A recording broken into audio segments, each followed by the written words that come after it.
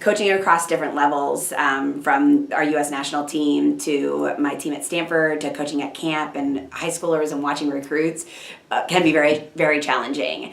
My assistants would always joke with me last year, every time I came back from a national team training camp, practice would be super hard the next couple of days because my expectations, go up. And I think the biggest challenge for me is the speed of our game at each level. So when I'm in a national team practice, the speed of everything we do at practice is so fast. And, it looks, how you want things to look. I joke with my team a lot. I'm like, we're doing this drill and it doesn't look like the movie in my head that I had planned. But at the national team level, things are going at that speed.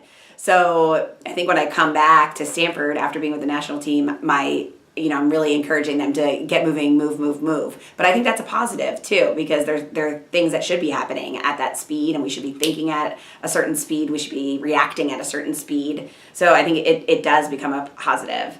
Going then down to high school, I think it was one time last winter, I went from like camp to recruiting to national team training camp, back to Stanford and back and forth is, again, speed is different. The skill level is different.